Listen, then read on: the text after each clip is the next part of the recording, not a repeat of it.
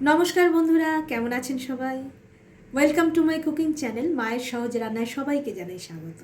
আজকে আমি একটা রুই মাছের প্রিপারেশন নিয়ে এসেছি। রুই মাছগুলো রিং পিস করে কাটা রয়েছে। আমি একটুখানি নুন আর হলুদ মাখিয়ে নেব।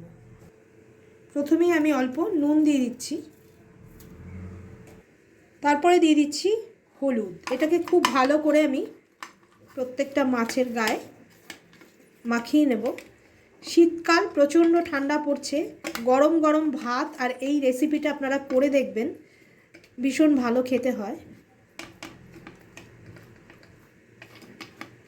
এরমভাবে আমি মাখিয়ে 10 মিনিটের মতো মাখিয়ে আমি রেখে দেবো মাছটাকে। মাছের প্রিপারেশনটা করতে আমি কিছুটা ধনে পাতা নিয়ে নিয়েছি। আমি কিন্তু ধনে পাতার পাতাগুলো নিয়েছি, আর ডাঁটাগুলো আমি কুচিয়ে মাছের রেসিপির মধ্যেই আমি দিয়ে দেবো, কিন্তু প্রথমে কিন্তু আমি পাতাগুলো নিয়ে নেব। ধনে পাতার সঙ্গে আমি কতগুলো রসুনের কোয়া নিয়ে নিয়েছি, 4টে কাঁচা লঙ্কা নিয়ে নিয়েছি, আর একটুখানি কালো জিরে নিয়ে নিয়েছি 1 চামচের মতো। এটা ধনে পাতার সঙ্গে আমি ভালো করে পেস্ট করে নেব। প্রথমে আমি কড়াইতে তেল দিয়ে দেবো। আমি কিন্তু সাদা তেলে করছি, আপনারা চাইলে সর্ষের তেলে করতে পারেন, তেলটা একটু বেশি লাগবে। কড়াইতে তেলটা গরম হয়ে গেলে আমি একটু নুন দিয়ে দেবো, সামান্য নুনটা একটু নাড়িয়ে চাড়িয়ে নিলাম। এবারে আমি ধনে পাতার ডাঁটাগুলো কেটে রেখে দিয়েছি কুচি কুচি করে, সেগুলো দিয়ে দেবো।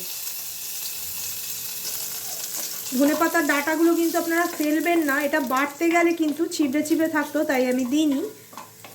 এটা আমি আলাদা করে একটুখানি কেটে এই তেলের মধ্যে দিয়ে দিলাম, এটা কিন্তু দারুণ ফ্লেভার আসে। এবারে আমি মাছটা দিয়ে দেবো।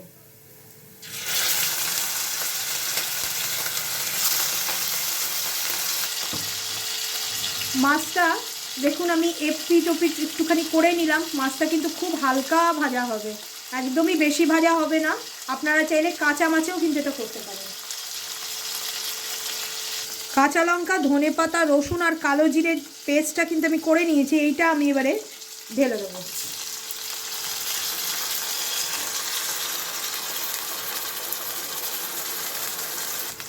মাছটা যেহেতু কাঁচা, খুব সাবধানে কিন্তু আপনারা নাড়াচাড়া করবেন হালকা হাতে।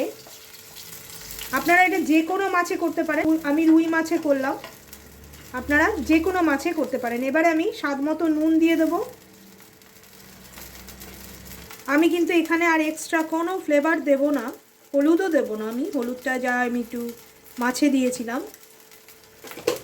এখানে আমি কাঁচা তেঁতুল নিয়ে সেটাকে সেদ্ধ করে পাল্পটাকে বার করে রেখে দিয়েছি, সেটা আমি এখানে দিয়ে দেবো।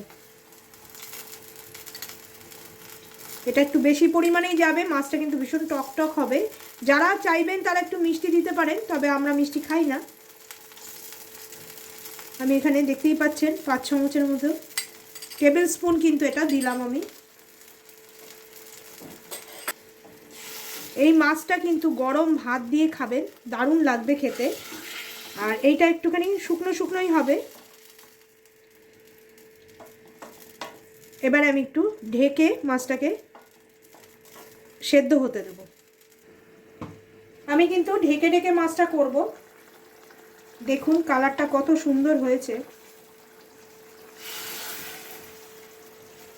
বারবার কিন্তু এরকমভাবে উল্টে দেবেন। যারা এরকমভাবে পারবেন না তারা দুটো খুন্তির সাহায্যে উল্টে দেবেন।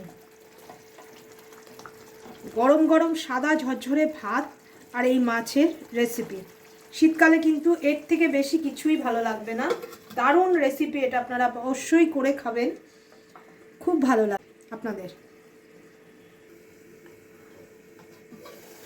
মাছটা দেখুন একদম হয়ে গেছে। কতক্ষণ টাইম লাগলো, মাছটা ম্যারিনেট করা থাকলে কিন্তু 5-7 মিনিটের মধ্যেই মাছটা হয়ে যাবে, যতটুকু টাইম লাগছে সেদ্ধ। আমি এবারে অফ করে দেবো। ঝোলটা এরকমই থাকবে, গা মাখা একদম, আর ঝরঝরে ভাত, আর কিচ্ছু লাগবে না এটার সাথে। এটা আপনারা দিনের বেলা, দুপুরবেলা বা ডিনারেও খেতে পারেন। অসম্ভব সুন্দর একটা অ্যারোমা আসছে, আর কাঁচা তেঁতুলের পাল্পটা ট্যাঙ্গিনেসটা বাড়িয়ে দেবে, খুব ভালো লাগবে। এখানে কিন্তু টমেটো দিলে অতটা ভালো লাগবে না রান্নাটা। আমার রান্নাটা কমপ্লিট হয়ে গেছে, আমি স্ট্যান্ডিং টাইম দিয়ে আপনাদের প্লেটিং করে দেখিয়ে দিচ্ছি। শীতকালে সাদা গরম ঝরঝরে ভাত আর তার সাথে এই মাছের রেসিপিটা অতি সুন্দর লাগবে খেতে। রান্নাটা কিন্তু আপনারা অবশ্যই ট্রাই করবেন।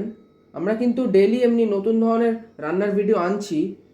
অনেকজন সাবস্ক্রাইব করছেন, কিন্তু অনেকজন আছে যারা এখনও সাবস্ক্রাইব করেননি। তাদের আমি রিকোয়েস্ট করব তারা কিন্তু আমাদের চ্যানেলটাকে প্লিজ সাবস্ক্রাইব করে দিন।